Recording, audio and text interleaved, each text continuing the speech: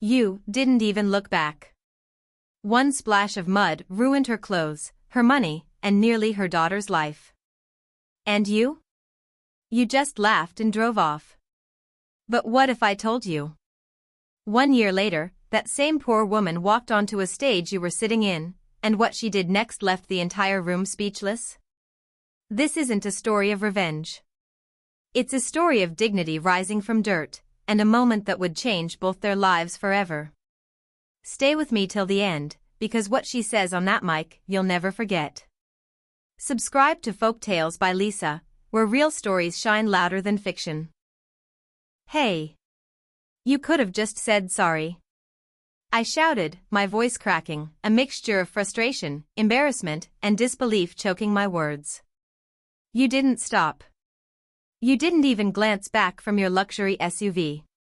You just pressed the accelerator, spraying a fresh wave of muddy water onto my already drenched clothes.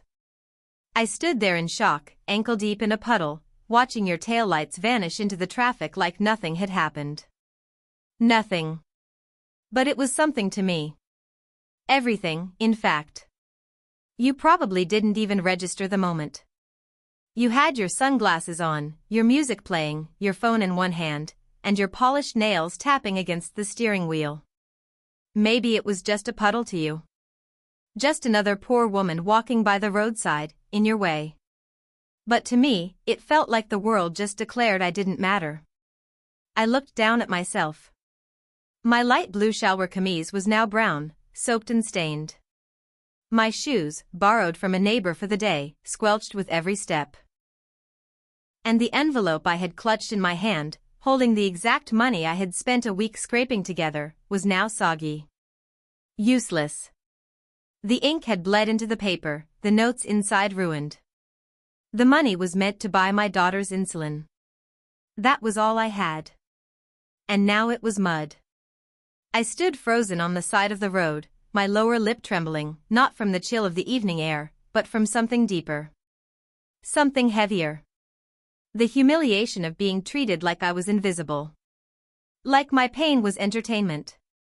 You, in your crisp white blouse and diamond earrings, couldn't imagine the weight of the world I carried on my back. You couldn't imagine what it feels like to choose between a meal or medicine. Between shoes for your child or a bus ride to the hospital. You wouldn't understand what it takes to hold your head up high when the world insists you're beneath it.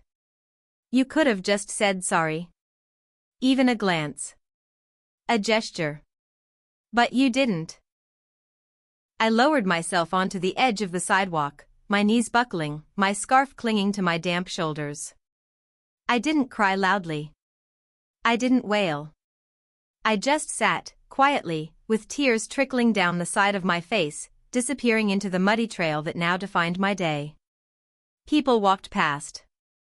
Some stared, others looked away awkwardly. A few even stepped around me, like I was a mess they didn't want to get on their shoes. And in that moment, sitting by the roadside, I told myself I wouldn't forget your face. Not because I wanted revenge.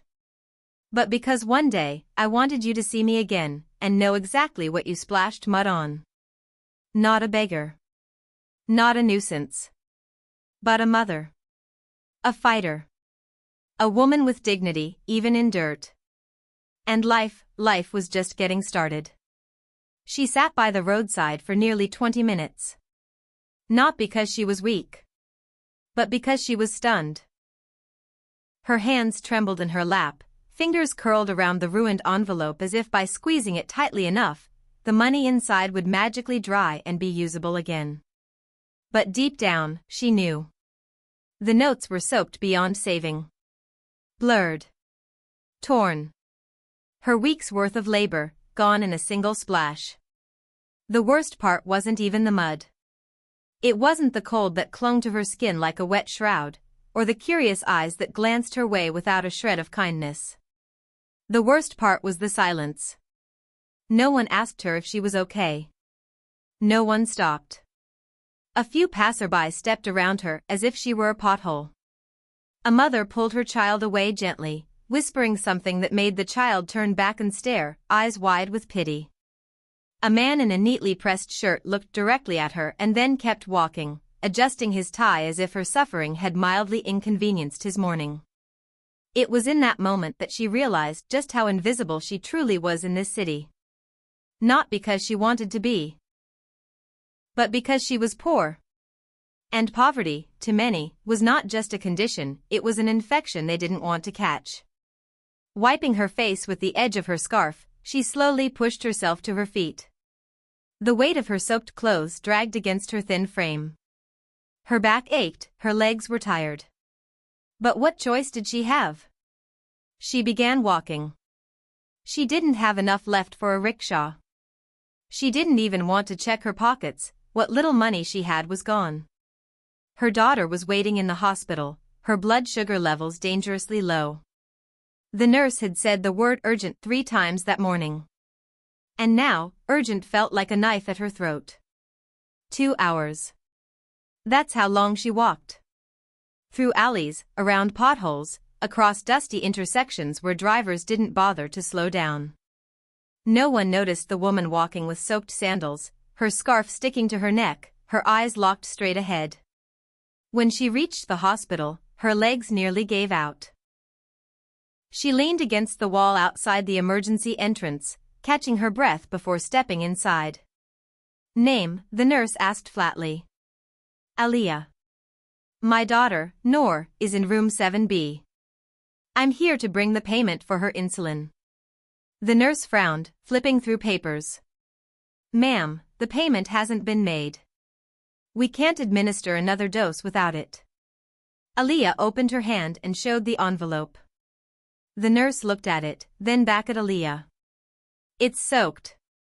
I'm sorry. The notes won't be accepted in this condition." Aliyah stared at her in silence, trying to hold it together. She walked to the curtain, pulled it aside, and found her daughter lying there, thin and pale, but awake. When Noor saw her, she smiled faintly. "Mama," she whispered, reaching out her small, fragile hand. "You came." Aliyah broke. She dropped to her knees beside the bed and held her daughter's hand tightly, pressing it to her face. "I'm sorry, baby. I'm so sorry."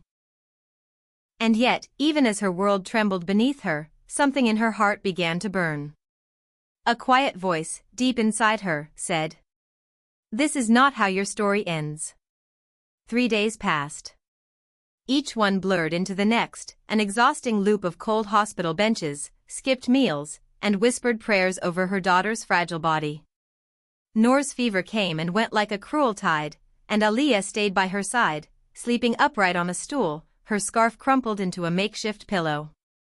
The insulin finally came, through a kind doctor who paid for it out of pocket when he overheard Noor whisper, "Will I get better, Mama?" Aliyah had bowed her head so low in gratitude that tears fell onto the doctor's shoes. But hospital kindness could only go so far. The discharge form came with a balance due. And no job meant no way to pay it. So Aliyah did what any mother would do. She searched. Desperately. Endlessly. She knocked on doors, stood outside small offices, asked if anyone needed a cleaner, a cook, anything. Some laughed. Some ignored her. Others said, "Come back next week." But there was no next week for Aliyah. There was only now. It was on the 4th day that she stumbled into a mid-sized corporate office on a narrow street. There was a handwritten sign taped to the glass, "Help needed, pantry cleaner." She stepped inside and asked quietly if the position was still open.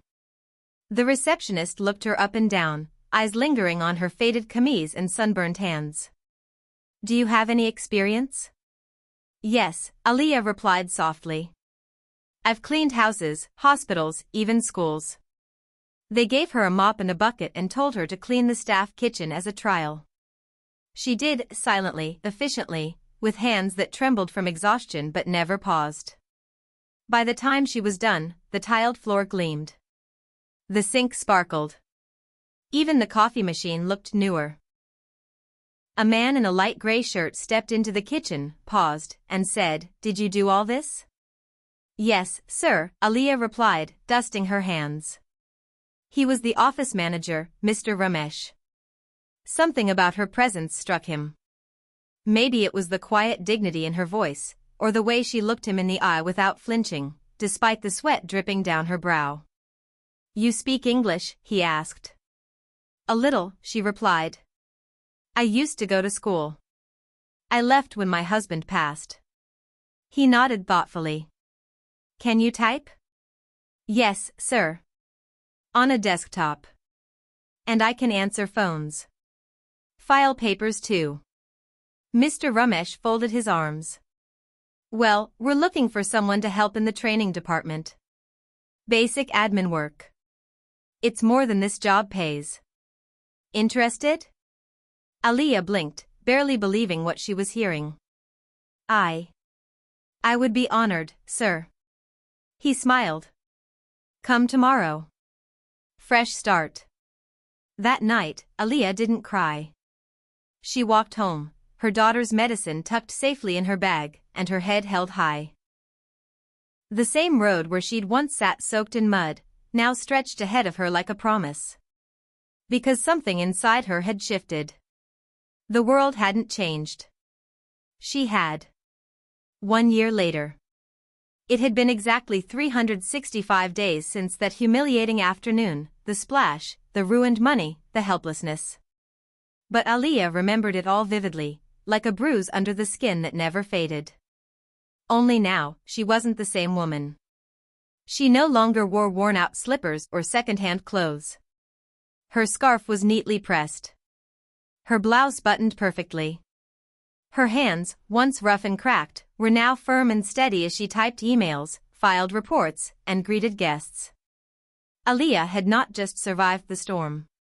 She had rebuilt herself from its wreckage. Her role at the company had grown. She was now the assistant to the training and events manager, trusted with high-profile gatherings and corporate functions. And tonight, the office was hosting its largest event yet. A charity gala for women's empowerment, attended by CEOs, celebrities, and media figures. Aliyah stood at the entrance, headset clipped over her hair, holding a guest list clipboard in one hand and a pen in the other. She directed waiters, checked invitations, answered last-minute questions, her posture calm, her voice firm. And then, she saw her. Same long hair, straightened to perfection. Same gold bracelets that clinked softly with each step. Same spotless white heels, gliding across the pavement as if the ground itself belonged to her. The woman who had splashed mud on her. Aliyah's heart skipped. Time didn't stop. But it did pause, just long enough for Aliyah to relive that cold, wet, forgotten moment from a year ago. She hadn't thought about revenge. She wasn't even sure what she felt in that moment. It wasn't anger. It wasn't even pain. It was power. The woman walked up confidently, barely noticing Aliyah, until she was asked, "Ma'am, may I see your invitation, please?" The woman tilted her sunglasses down, a flicker of impatience in her eyes. "I'm here as a guest of Mr. Sehgal. He knows me personally." Aliyah nodded politely. "That's good to hear. May I have your name for confirmation?" The woman raised an eyebrow. "Excuse me? Do you know who I am?" There it was, that same tone. That same arrogance. The same voice that once laughed as a poor woman stood soaked in mud on the roadside. But this time, Aliyah didn't lower her eyes. "Yes, I do." The woman blinked, slightly taken aback. Something in Aliyah's gaze had changed the air around them. The security guard stepped closer, sensing tension. But Aliyah raised her hand gently. "It's all right," she said softly. She checked the list, found the name, and nodded. "You may go in, ma'am. The seating area is toward the right." The woman looked at her again, now uncertain. "Have we met?" Aliyah only smiled. "We will," she said, and returned to her clipboard. The woman hesitated, then walked in. For the first time in her life, Aliyah didn't feel smaller in someone else's presence. She didn't feel ashamed or dirty or poor. Because no splash of mud could cover the strength she'd found in herself. And she sensed, deep in her bones, that something unforgettable was about to happen. The ballroom shimmered with golden lights. Crystal chandeliers hung like floating stars above a sea of tailored suits and glittering gowns. The soft clinking of glasses, the low hum of conversation, and the occasional bursts of polite laughter filled the hall. Aaliyah stood by the entrance, clipboard tucked under her arm now. Her job was done for the evening. The last guest had arrived. And yet, she stayed, watching from a quiet corner, her heart steady, her spirit still. On the far end of the room, the woman in white, the same woman who had once looked through her like she didn't exist, sat comfortably at a VIP table. She laughed softly with a group of elite guests, glass of sparkling juice in hand, unaware of the storm that was slowly circling back to her. Moments later, the host stepped onto the stage. Mr. Sagal, the company's senior executive, tapped the mic. Good evening, ladies and gentlemen. Tonight is not just about charity. It's about change. And about celebrating those who are that change. Applause echoed. Mr. Sagal continued, there's one woman in this room tonight who came to us not through a resume or a connection, but through sheer will. Through hardship, loss, and perseverance. And today, she's not just part of our team, she leads it. He paused, scanning the room. Please welcome to the stage Ms. Aaliyah Khan. For a split second, everything fell silent. The crowd turned. And the woman in white did too. Aaliyah stepped onto the stage. Not nervously. Not shyly. She walked like a woman who had walked through fire and refused to burn. She wore a deep blue silk kurta, simple yet graceful. Her hair was tied neatly, her eyes steady, her steps confident. As she reached the mic, she looked out at the crowd, pausing ever so slightly when her eyes landed on her, the woman who had once reduced her to dirt. Aaliyah began speaking. I didn't grow up with much. I never dreamed of stages or spotlights. I only dreamed of keeping my daughter alive. And for a long time, I believed that people like me, poor, invisible, were meant to stay on the sidelines of life. She glanced at the crowd again. Some were already teary-eyed. But then life taught me something powerful. That dignity doesn't come from money. It comes from how we rise after we're made to fall. From how we choose to forgive instead of break. And from how we treat the people we believe we'll never see again. There was silence. Then thunderous applause. In that moment, the woman in white slowly stood up. Her eyes were locked on Aaliyah. Wide, stunned, and slowly beginning to water. She made her way through the crowd, and when she finally reached Aaliyah, she didn't speak. She simply whispered, "It was you, wasn't it?" Aaliyah looked at her, no anger, no pride, just clarity, and said, "Yes. I was the woman you splashed with mud." The woman looked down, ashamed. Aaliyah smiled gently and extended her hand. Sometimes, it takes mud to show us our reflection. The hall fell quiet again. And then rose in applause, not just for the speech, but for the grace, the strength, the dignity. Aaliyah didn't win with revenge. She won with truth. And that night, the world finally saw her, not as a victim, but as a woman who rose from the dirt and taught the world how to stand tall.